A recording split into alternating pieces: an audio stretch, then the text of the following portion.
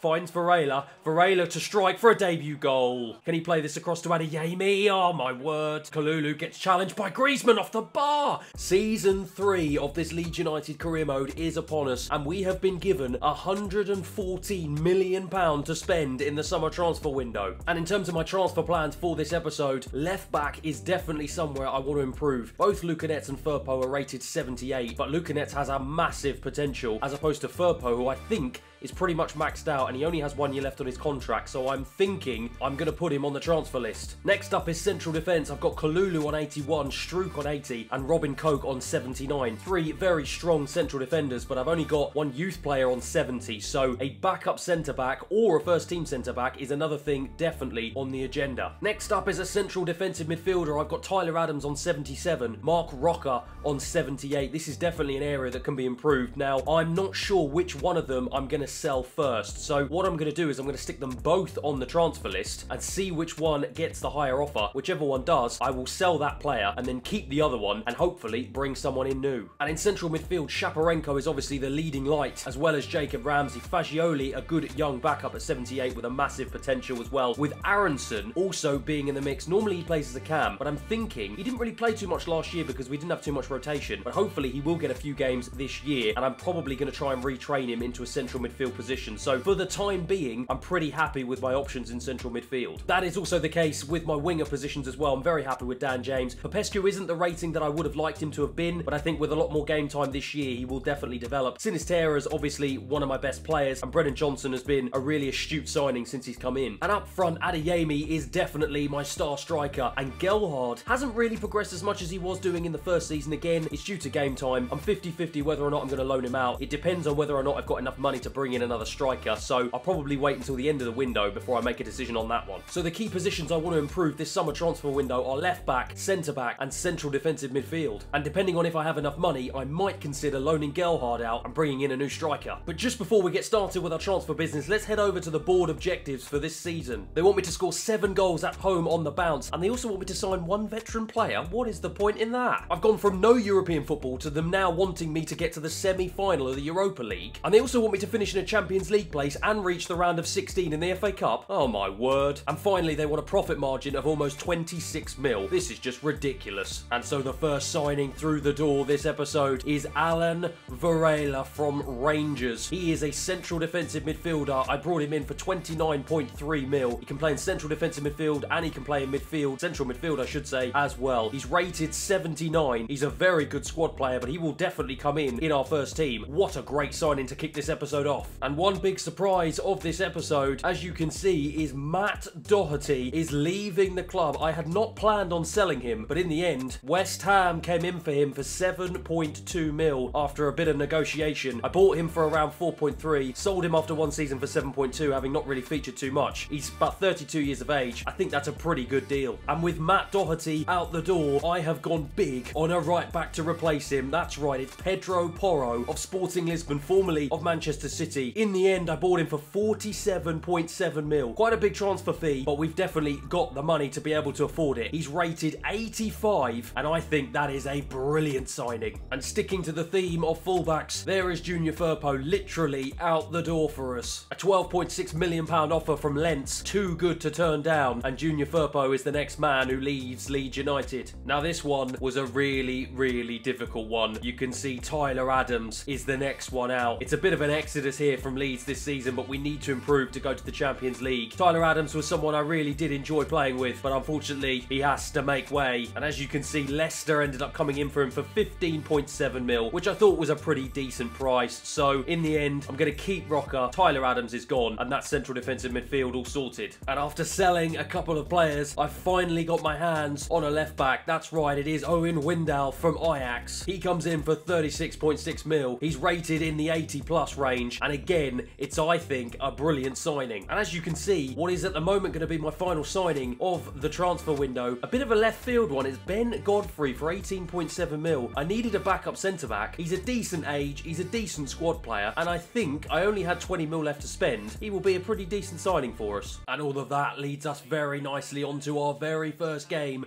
of this brand new season, and we are back at Ellen Road for Nottingham Forest. And as you'll see from my starting 11, there are places for Porro tomorrow. Windal as well as Varela. The 3 new debutants will start today. Ben Godfrey can only make the bench. And Nottingham Forest line up a 5-2-1-2. So quite a defensive formation for Nottingham Forest as they look to contain what will hopefully be quite an exciting attacking Leeds team for the remainder of this season. Dan James almost straight into an offside position. Varela picks it up, tries to lay it off to Jacob Ramsey. Adeyemi strikes at the goalkeeper.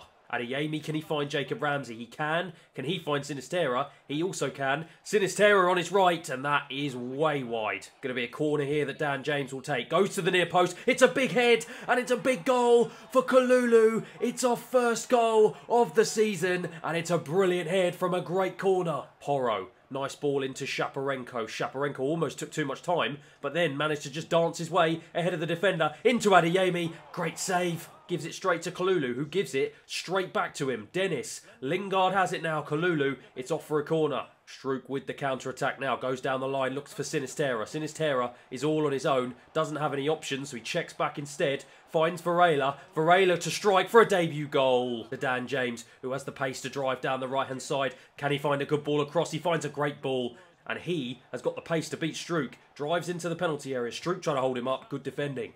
Martinez drives forward on this right-hand side. Can he go past Windal? He can. He's blocked off by Frula. Dennis now has it. Gives it back to Martinez. Into Frula. And it's into the back of the net. And Nottingham Forest have a goal back. Martinez into the pass of Gibbs-White. Dennis driving forward. Manages to get past Kalulu. Can he get past Struijk? Nottingham Forest looking for one final attack with less than 5 minutes remaining on the clock. Dennis into Martinez. It's absolutely fantastic from Nottingham Forest. Literally, we fall to the ground, and the newly promoted Nottingham Forest once again have put themselves in the lead. This is definitely going to be last chance saloon here for us. Ramsey into Gelhard. He's tackled by Mata. Nottingham Forest get it away, and the referee blows his whistle. And after spending millions and millions of pounds in the transfer window, we end up losing to a newly promoted Nottingham Forest 2-1 at home. And here's to hoping we can get a better result in Game 2 against Aston Villa. 2 changes to the team that lost against Nottingham Forest. Lucanetz comes back in at left back with Brennan Johnson coming in place of Dan James at right wing. Aston Villa line up 4-3-3 with the very surprising signing of Donny van der Beek in central defensive midfield. He finds Adeyemi. Nice turn away from the defender. Adeyemi with his left. Great save. Adeyemi's going to look out wide to the right-hand side to Brennan Johnson. Brennan Johnson driving into the box. Brennan Johnson. Sinisterra tries to get it onto his right. He does. I'm going to strike with Sinisterra straight at the goalkeeper. Lays it off to Jacob Ramsey. Jacob Ramsey finds Shaparenko. Shaparenko! Jacob Ramsey tried to find Lucanetz and instead only found the Aston Villa player. Coutinho gets away into the path of Van der Beek. Van der Beek has it back now. He's still got it. No one putting a challenge in on him. And Villa playing some wonderful stuff. It's another corner to Aston Villa. Coutinho to float this one in. Van der Beek gets his head on it. Has he managed to stay on side? Yes, he has. Checks back in on his right foot. Keeps the run going. Lays it off to Jacob Ramsey, who strikes. Van der Beek now has it. He's going to lay it off into the path of Leon Bailey, who gives it back to Iglesias, who sticks it in the back of the net.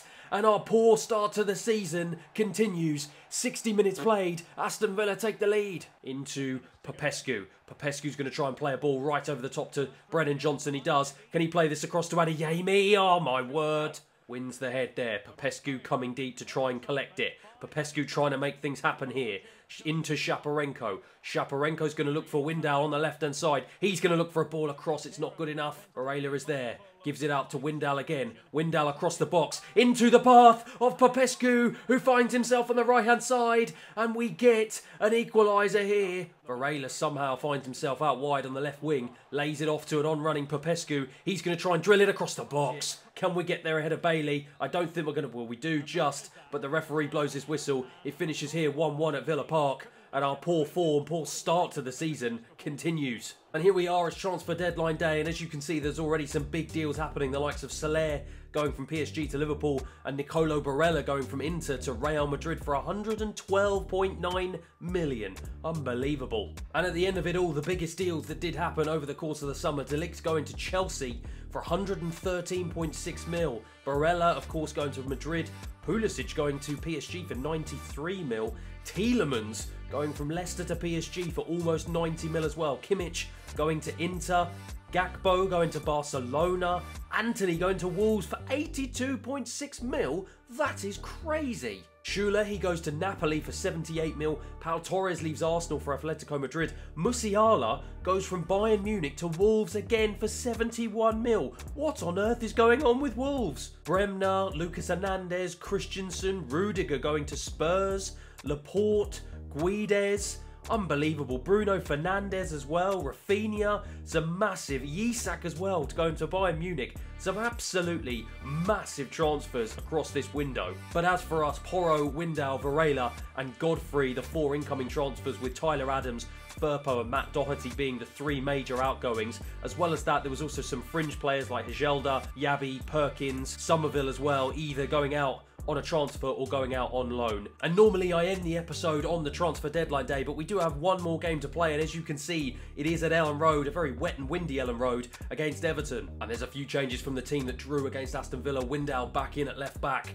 Aronson comes in for a surprise start in place of a slightly fatigued Jacob Ramsey after an international break. Dan James also back in, as well as the goal scorer Popescu making his first start of the season. For Everton though, of course, they line up 5 at the back, 4 in midfield with the danger man, the man that always gives me problems, Antoine Griezmann up front. Adeyemi looks for Popescu. Popescu tries to shift it onto his right to find an angle to strike. Instead ends up driving into the box, tries to dink it over into the arms of the goalkeeper. Windal out wide on the left hand side. He goes in field, and it looks like he's just now picked up an injury as well, which is not what I want. Kalulu. Oh, my word. Kalulu gets challenged by Griezmann off the bar, and it comes back out. Dinks that one into the box. It's Lucanets, the substitute, who's now come on for Windal, who gets it away. Dan James now down the right-hand side. He's got so much pace to burn. Can he get there ahead of the defender? He can. It's great stuff from him. Drives into the box. Can he get a ball in? Fires it across. Great stuff from him. We just couldn't get there. Turns. Gives it into Yeremy Pino. He gets away from Kalulu. Meslier tries to come out. He tried to dink it over and be clever, but Meslier was one step ahead of him. Gives that to Kalulu, but in a very dangerous area. Kalulu does very, very well. Aronson lays it off to Lucanets into the path of Adeyemi. Adeyemi's got Dan James. It's a poor ball. Hefty. Oh, Dwight McNeil. Nice stuff from him. Griezmann, oh my word. Leeds go in with the corner. It's a good corner, and it's an even better head, but a fantastic save from Meslier. Looks like it's going to be Pino with the corner once again for Everton. Goes to the near post. Dan James into Varela. Varela plays a nice ball into the path of Aronson. Nice take from him. Gets away from the Everton midfielder. And he gets away from a second Everton midfielder. Can he try and play a nice ball into Shaparenko? He can! It's fantastic stuff from the midfield combination of Aronson and Shaparenko. What a way to make a name for yourself and try and stake a claim to get into our starting 11. It's fantastic work from Aronson. It's a brilliant goal from Shaparenko. And it's 1-0. Yeremy Pino trying to go around Lucanets. Lucanets has to hold firm here. They managed to get the ball in. It's Kalulu away. It's out to... Oh, I thought it was out to Sinistero, but King get there ahead of him. Cash now has it. The referee blows his whistle. Everton will not be happy about that. They were right on there for an attack. I don't care though. It's our first win of the season. It's a hard-fought 1-0 win here at Ellen Road. And after 3 games played, we find ourselves in 9th position. 4 points from a possible 9. 1 win, 1 draw, 1 loss. Not the best start, but could have certainly been worse. City, of course, top of the table. Liverpool 2nd, Arsenal 3rd, Chelsea 4th, United 5th. West Ham in 6th, Spurs all the way down in 7th. And as for the bottom of the table, it is Crystal Palace, Norwich and Bournemouth that find themselves in the relegation zone as we play the first 3 games of this season. But that is that for the end of this episode. It's been a jam-packed episode, 3 games, a huge summer transfer window, and as we move on to the next episode, we've got plenty of games to come, including our very first game in our new Europa League campaign. But if you have enjoyed this episode, please feel free to like and subscribe. It will do the channel an absolute world of good. Thank you so much for watching, and I'll see you again next time.